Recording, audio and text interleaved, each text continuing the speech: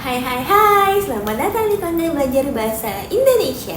Kali ini kakak mau ngebahas materi teks berita, khususnya KD 3.2, menelaah struktur dan kebahasaan teks berita.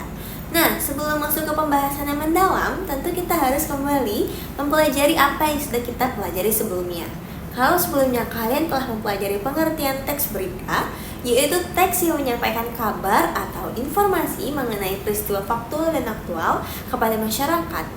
Ingat ya, berita yang disampaikan adalah berita terkini dan sedang hangat untuk dibahas, bukan berita yang sudah lampau atau misalnya 5 atau 10 tahun yang lalu. Selain itu, kalian juga mempelajari unsur-unsur teks berita, bukan? Yap, adiksi Mbak. Adiksi Mbak merupakan bentuk serapan dari 5W plus 1H. Isinya adalah apa, di mana, kapan, siapa, mengapa, dan bagaimana. Nah, disinilah saatnya kita melangkah ke materi selanjutnya atau materi yang akan kita bahas kali ini. Adiksi Mbak sebenarnya sudah termasuk ke dalam struktur teks berita loh. Berita itu dibagi menjadi 2 bagian. Ada informasi penting dan informasi yang tidak penting. Unsur-unsur yang ada pada teks berita atau adiksi Mbak tadi posisinya ada di informasi penting ya sobat. Informasi penting sudah jelas terletak di awal paragraf pertama yang mencakup keseluruhan dari pokok berita. Kemudian dilanjut dengan informasi kurang penting sebagai jelas tambahan dari pokok berita yang terjadi. Informasi kurang penting ini diletakkan setelah informasi penting secara keseluruhan. Nah, agar kalian lebih mudah memahaminya, perhatikan gambar berikut. Baik, agar lebih mudah dipahami, berita ini disajikan dalam bentuk pola piramida terbalik. Jadi, bagian atas itu adalah struktur yang paling penting. Mengerucut ke bawah adalah unsur yang semakin tidak penting. Apa saja isinya? Yang pertama adalah judul berita. Judul berita memegang peranan penting dalam teks berita. Kemudian dilanjutkan dengan lead atau intro atau teras atau kepala berita. Isinya adalah informasi paling penting atau penarik yang untuk dibahas dan ditulis. Isi dari kepala berita ini adalah unsur-unsur teks berita yang sudah dipahami sebelumnya. Apa saja? Ada adiksi Mbak atau 5W plus 1H. Ada apa, di mana, kapan, siapa, mengapa, dan bagaimana. Kemudian dilanjutkan dengan tubuh berita. Tubuh berita disebut juga informasi pendukung atau data tambahan. Data tambahan dan informasi pendukung ini adalah penjelas dari unsur-unsur yang sudah dipahami atau yang sudah dijelaskan sebelumnya secara keseluruhan. Jadi, jika kalian sedang membaca teks berita dan tidak punya cukup waktu yang banyak untuk membaca berita secara keseluruhan, kalian bisa membaca kepala beritanya saja, sebab itu sudah mewakili isi dari berita tersebut. Sekarang kita pelajari tentang kaidah kebahasaan yuk. Kaidah kebahasaan dari teks berita terdiri dari beberapa bagian. Kaidah kebahasaan teks berita ini yang pertama mencakup penggunaan bahasa baku. Penggunaan bahasa baku ini dengan alasan sebab bahasa baku adalah bahasa yang lebih mudah dipahami oleh masyarakat dan digunakan oleh seluruh kalangan masyarakat ketika berinteraksi secara formal.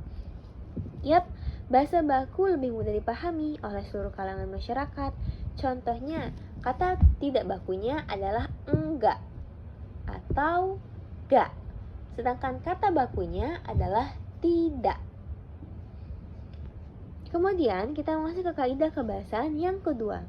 Kaidah kebahasaan yang kedua adalah penggunaan kalimat langsung. Penggunaan kalimat langsung ini sebagai variasi dari kalimat tidak langsung.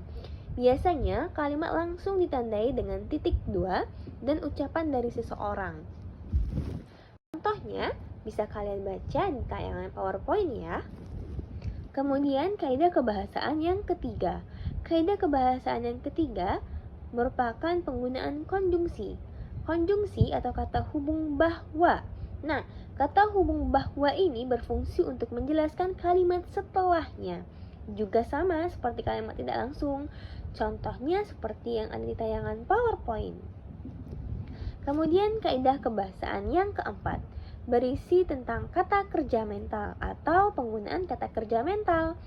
Kata kerja mental merupakan bentuk kata kerja yang berkaitan dengan hasil dari pemikiran. Contohnya seperti membayangkan, memikirkan, menduga, dan contoh lain yang ada di tayangan PowerPoint. Kemudian, kaidah kebahasaan yang kelima adalah penggunaan keterangan waktu dan tempat. Nah, ini penting banget ya dalam teks berita. Karena keterangan waktu atau kapan dan keterangan tempat atau di mana ini adalah termasuk unsur penting yang ada dalam berita tadi. Contohnya, seperti pada tayangan PowerPoint. Kaidah kebahasaan yang keenam adalah penggunaan konjungsi atau kata hubung temporal. Temporal atau penjumlahan. Contohnya seperti sejak, awalnya, setelah itu, dan lain-lain yang ada di tayangan PowerPoint. Fungsi dari kata hubung temporal adalah untuk menjelaskan bahwa memang berita ini termasuk ke dalam kronologis atau urutan peristiwa.